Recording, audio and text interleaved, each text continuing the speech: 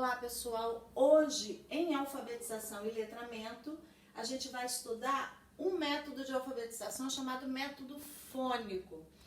Esse método ele é bem antigo já e hoje em dia ele é conhecido como método das boquinhas, né? E há alguns anos atrás ele também recebeu o nome de método natural.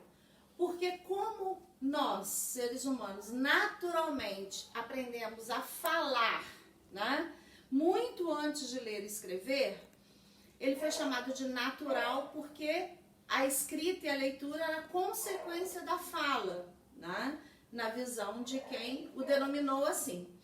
Ele é considerado um método sintético porque parte do som, do fonema de cada letra para compor as sílabas, as palavras, textos e etc.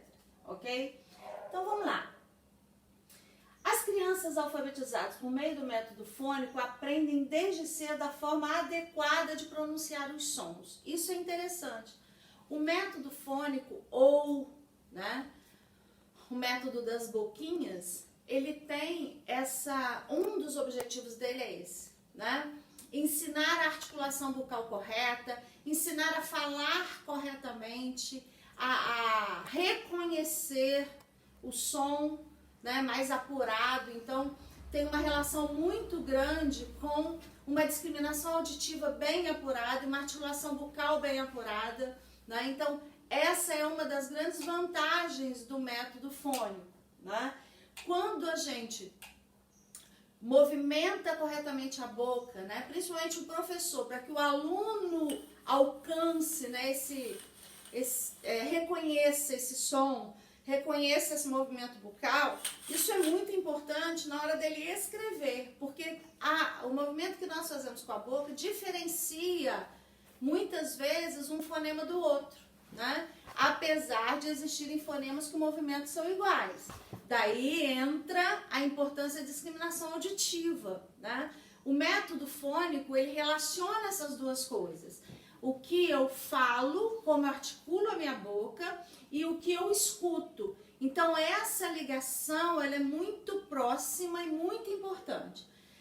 Para a grande eficácia desse método, eu sempre disse isso e é importante repetir agora, é necessário que as crianças, quando vão para a alfabetização, elas passem por um otorrino, né, para que ele possa avaliar isso. A criança ouve bem, ela tem uma boa discriminação auditiva, a criança fala corretamente, ela tem uma boa articulação bucal, porque se ela não tiver, o professor vai ter que trabalhar isso muito com ela para desenvolver essa discriminação, primeiro, como pré-requisito, né? Quando a escola ela tem desde a educação infantil e vai ao fundamental, e a escola opta por esse método, é natural e obrigatório que a própria escola coloque na educação infantil o máximo de atividade possível para desenvolver essa discriminação auditiva e essa articulação bucal, né? Quando a gente trabalha, e no vídeo anterior a gente falou disso, quando a gente trabalha exaustivamente a consciência fonológica, é com esse objetivo também, mesmo que o método não seja esse.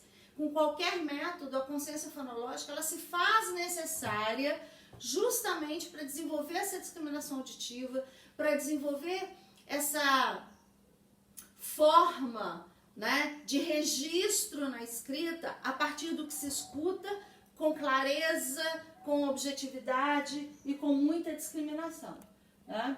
Então, muito rapidinho, né?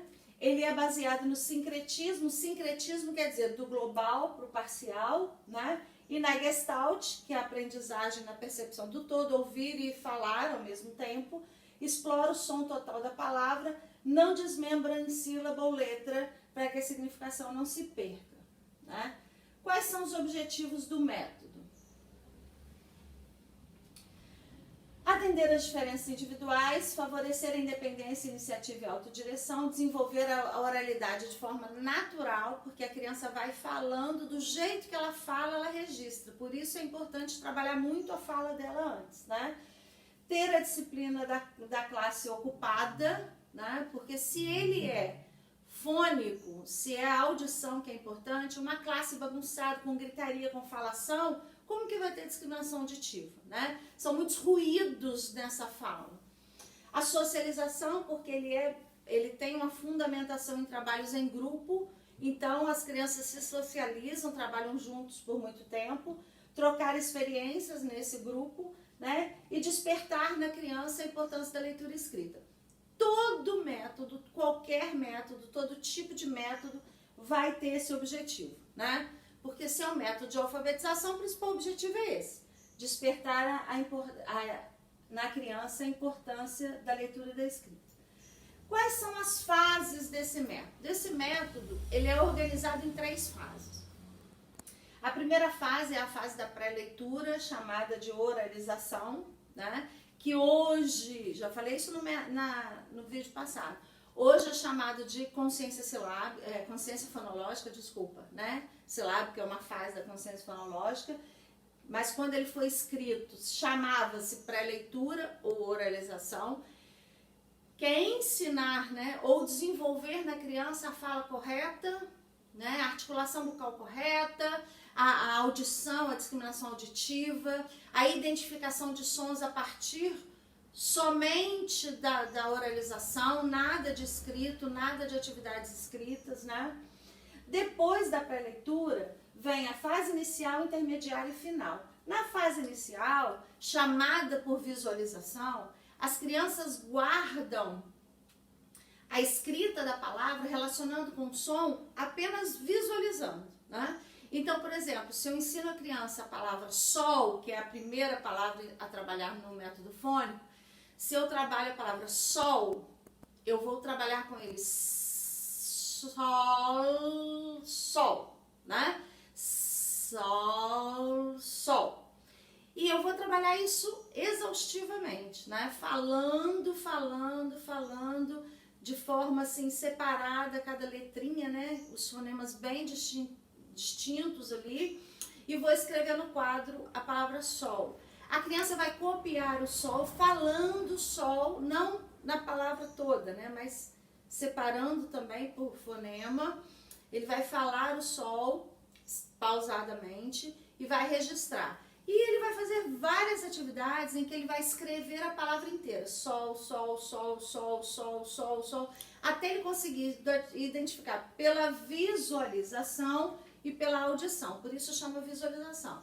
Ele guardou a palavra sol, a gente vai para a palavra papai, né? Então ele vai ver papai, papai, papai, papai, papai, papai, papai, até ele saber escrever a palavra papai.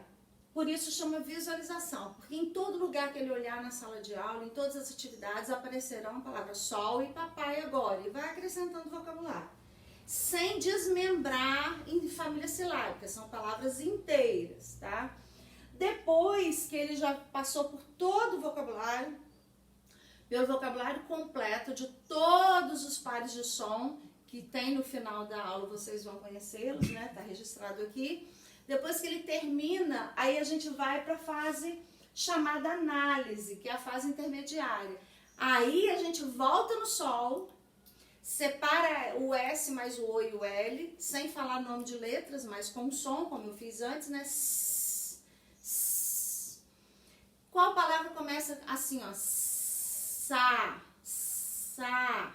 Daí ele vai verbalizar palavras que começam com sa, e a gente vai formar um mini vocabulário do sa, depois do se, do si. Aí eu volto e vou trabalhar com ele a família silábica, ok? Depois a gente vai para a fase final, que é quando eu já passei por todas as famílias silábicas com a criança e ela já é capaz de ter um insight de leitura escrita. Ela já entendeu o processo.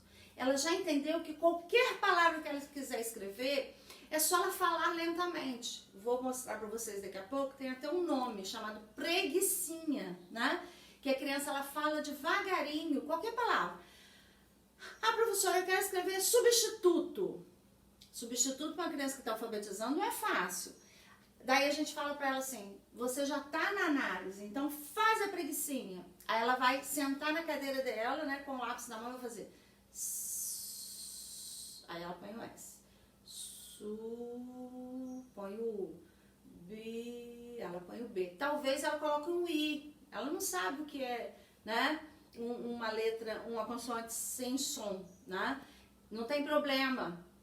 Ela está compondo a palavra da forma como ela escuta e como ela fala.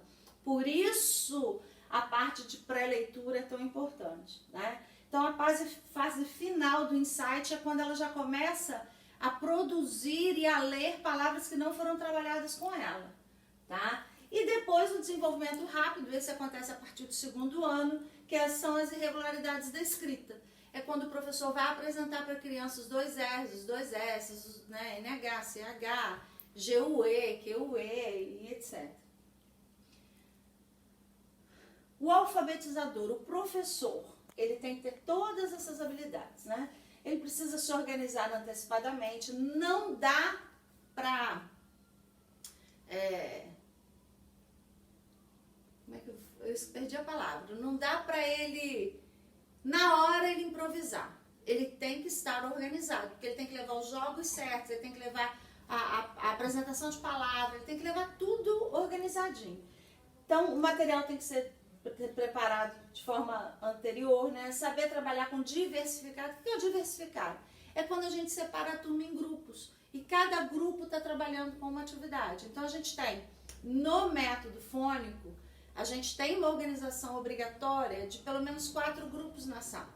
Um grupo de arte, que a criança está ou desenhando, ou pintando, ou fazendo massinha, né? Qualquer colagem, qualquer coisa que aquele grupo esteja fazendo que não precisa do professor. A gente tem um grupo de jogos. Nesse grupo de jogos são jogos pedagógicos de leitura, que é jogo de encaixe, caça-palavras, jogo da memória de palavras, tudo relacionado ao vocabulário que está sendo, ou a palavra que está sendo trabalhada nessa semana. Também eles não precisam do professor. A gente tem um 3º grupo, que é o grupo da matemática, que eles estarão fazendo ou jogos de matemática ou atividades escritas em folhas, né, de matemática, que também não precisam da ajuda do professor. São 3 grupos independentes. E tem o grupo de escrita. Esse grupo de escrita, o professor senta nele, tá? E esse grupo de escrita, o professor vai produzindo com as crianças a escrita e a leitura daquele par de som daquela semana. E esse grupo, o professor fica fixo, mas as crianças vão trocando nos grupos, né? Geralmente, numa ordem horária, né? A criança sai do grupo de escrita, passa para o grupo de matemática, depois ele vai para o jogo, depois ele vai para a arte, ou ele sai do grupo de escrita, que está com o professor, e vai para o jogo, porque vai fixar o que o professor trabalhou, depois ele vai para a matemática e termina na arte. Quem está na arte vem para a escrita e ele vai rodando, né? Os grupos vão rodando na sala. Essa é uma das exigências do método fônico.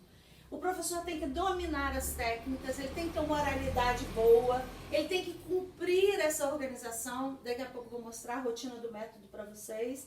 Ele tem que orientar de forma coerente o grupo de escrita.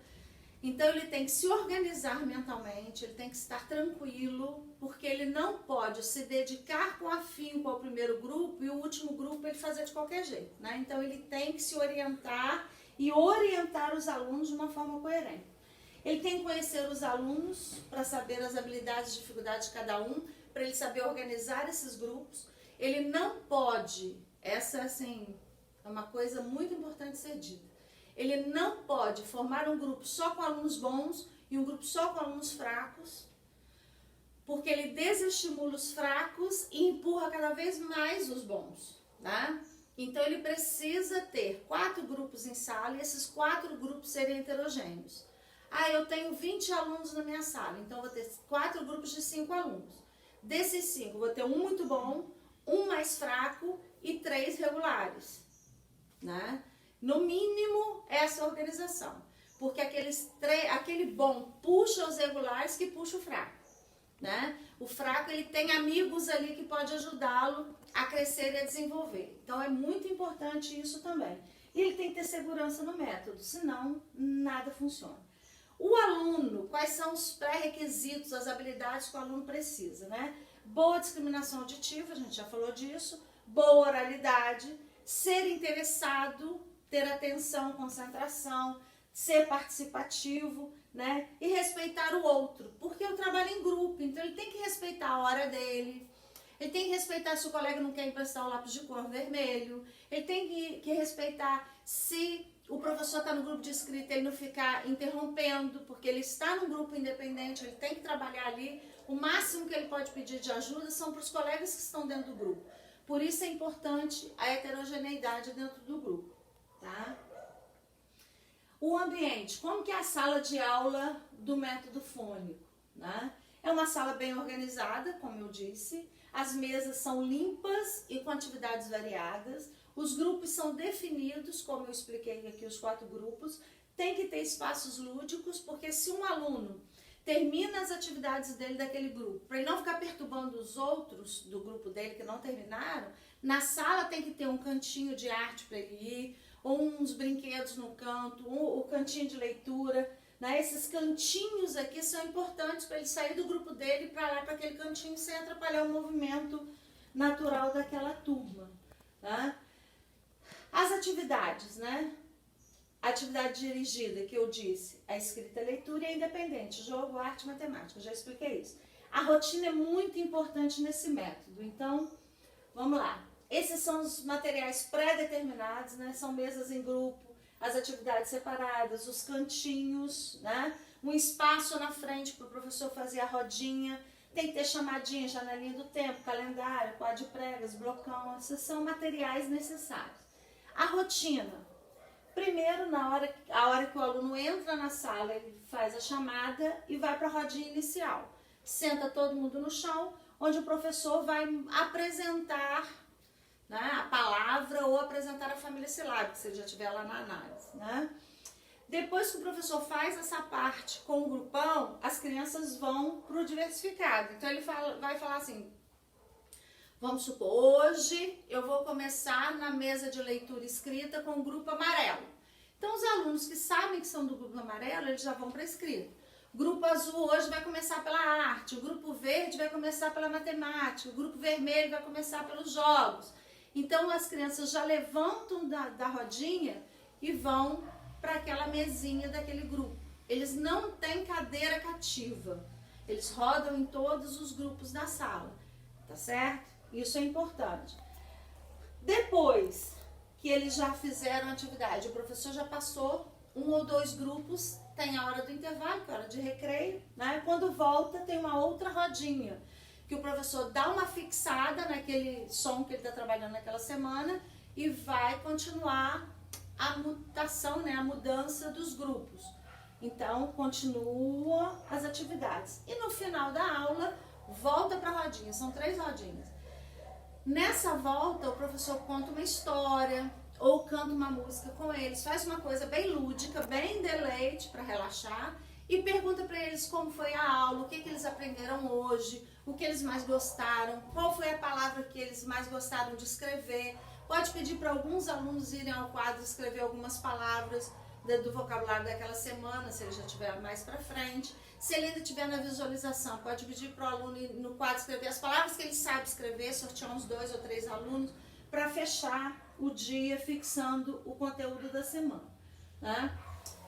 O contato com a escrita. Quando começa o método, que a criança ainda aprendeu apenas algumas palavras, o professor ele vai registrando com lápis o que a criança desenha, né? A criança fez um desenho, o professor falou assim, que lindo, me fala o que você fez. Aí ele fala assim, a mamãe foi ao mercado. O professor escreve, a mamãe foi ao mercado e põe a data. Isso é para guardar, para o professor poder registrar o avanço de alfabetização dessa criança, né? Daqui a pouco ela já está escrevendo essa frase. E ele tem lá os registros de crescimento de aprendizagem, né? Escrever no quadro ou em papel a história criada pelo grupo, né? No grupo de escrita, o professor pode produzir mini textos de 5 frases ligadas pelo sentido, por exemplo, e ele escreve, põe numa cartolina ou num papel 40 quilos e cola na sala de vez em quando, né? Não é todo dia. Mas uma vez por semana ou a cada 15 dias ele tem registros no quadro dos grupos, né? O grupo amarelo nessa semana produziu isso. O Grupo Verde, nessa semana, produziu isso. Então, é importante ele ter esses registros, né? Usar sempre o blocão para registrar os combinados da turma e colocar nome nos objetos da sala. Como o método fônico ele começa pela visualização, é muito importante que a sala de aula tenha etiquetas em tudo. Janela, porta, parede, cadeira, mesa, né? Armário, porta, tudo tem que estar nominado, cortina, tudo tem que ter nome para a criança usar aquilo, né? Utilizar a escrita da janelinha do tempo, da galeria dos retratos, tudo que tiver escrito o professor pode explorar na sala de aula, né? Na fase inicial que eu falei antes, nós temos essas atividades, tá? Vou só ler para vocês porque elas são bem óbvias. E aquilo que não é óbvio da outra fase intermediária, eu coloquei no final os modelos para vocês verem. Então, na fase inicial, a gente vai pesquisar por interesses para saber quais palavras que as crianças mais querem aprender, mas que tenha aquele fonema já determinado pelo método. Aí escolhe as palavras, aí eles começam a reconhecer. É importante, tá, gente? A palavra da fase inicial, né? Ela sempre será substantivo, porque tem que ser coisa que a criança saiba desenhar, porque vai usar muita a imagem. Então, eu não posso... sol. Então, eu vou escrever soltar. Como que ele vai escrever desenhar soltar, né? Mas eu posso fazer sol, saia, porque são palavras que ele pode desenhar, que ele pode registrar, que eu posso trazer uma imagem para ele ver, tá certo? Fixar esses substantivos, um vocabulário de apoio que a gente vai colando na parede, né, no mural, para que eles possam olhar quando tiver dúvida como escreve a palavra. Introduzir o verbo. Então, por exemplo, no método fônico, a primeira palavra geralmente é sol, tá? E o primeiro verbo é ver. Por quê? Porque já dá para fazer uma frase. Ele vai usar o nome dele, que ele já sabe escrever, sol e ver. Então, por exemplo, eu vou colocar: a Adriana vê o sol. A e o são vogais que eles já aprenderam lá na educação infantil. Então, a Adriana, eu já sei escrever meu nome. V, eu aprendi essa semana. Ou eu já sei da educação infantil. Sol, eu aprendi essa semana. Então, sempre vai ter um verbo que se relaciona ao substantivo para a criança já ir produzindo pequenas frases. Ok? Lançamento de cor também. A forma, qual o nome dessa cor e como escreve essa cor. Então, no sol, né? Na semana do sol, o verbo é ver e a cor é amarelo. Tem que ter relação. Então, a Adriana vê o sol amarelo. Né? Então, a gente já vai compondo frases, já vai ensinando a partir do fonema, chegar na palavra, chegar na frase, e depois, na segunda semana, a segunda frase, com 3 semanas, a gente já tem um mini texto de 3 linhas, né? Leituras simples, né? Como eu acabei de dar o exemplo, os exercícios de avaliação e avaliativo, de fixação e avaliativos. Na fase intermediária, eu vou usar análise estrutural, que é separar fonema, juntar com outro fonema para formar os grafemas com famílias silábicas, né? Então, eu tenho a preguicinha, oral escrita, eu tenho o visor fonético, a régua fonética, eu posso usar reto projetor, data show, slide, qualquer coisa que seja visual. Esses 3 aqui, eu tenho um exemplo para mostrar para vocês daqui a pouco, tá? Não adianta eu explicar sem eu mostrar. E na fase intermediária, eu tenho essa caçada oral escrita, a bolsa de sons, jogo de compra e venda. Ele precisa escrever uma palavra. Ele compra do colega uma sílaba que ele não tenha para ele formar a palavra dele. Isso fica na mesinha de jogos, né? Trilha, né? E tabuleiro fonético. Esses também vocês verão os exemplos. Na fase final, eu uso o visor fonético, a bolsa de leitura, né? Bolsa com livrinhos de leitura e os bloquinhos mágicos de formação de palavras, tá?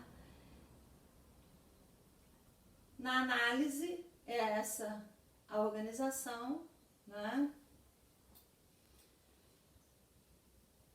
As atividades da fase final, natural da maioria dos métodos, né?